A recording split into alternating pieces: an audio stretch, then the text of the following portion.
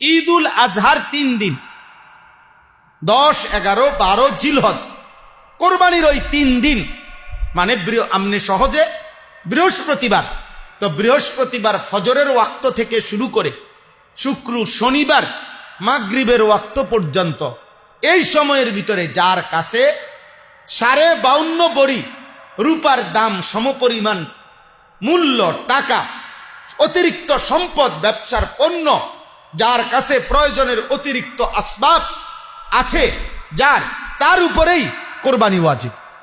এখন 52.5 বড়ি রূপার দাম এই বছরের স্বাভাবিক হিসাব হইল 1,78,500 টাকা, আর একটু বেশি রেটের হইলে 1,90,000 টাকা। সর্বোচ্চ আমি রেট জানছি 3600 টাকা বড়ি, 1,90,000 টাকা, আর 3400 টাকাও বড়ি আছে, আর একটু কমও আছে, 1,78,500, 1,79,000, 1,90,000, এ ধরেন 1,80,000 থেকে 90,000 টাকা।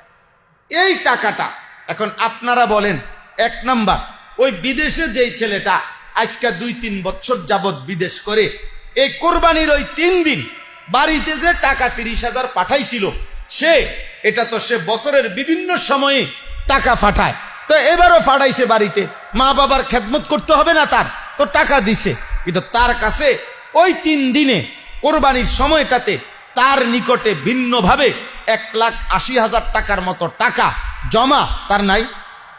কথা বলেন না কেন? তো তাহলে তার উপরে কোরবানি ওয়াজিব কিনা? তো তার কোরবানি কই? তার কোরবানি কোথায়?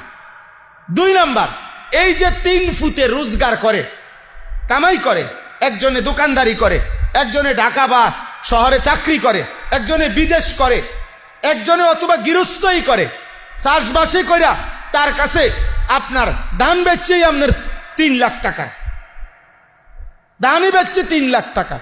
আমি একজন ওই দিন দেখছি, উনি পেঁয়াজ, আপনার রাজবাড়ি পেঁয়াজ রাখছে উনার বাড়ির ভিতরে, এক পাশে একটা ঘরে কোল্ড স্টোরের মতো করে এখানে পেঁয়াজ রাখছে। তা আমি বললাম, কতটুকু পেঁয়াজ আছে উনার অতিরিক্ত?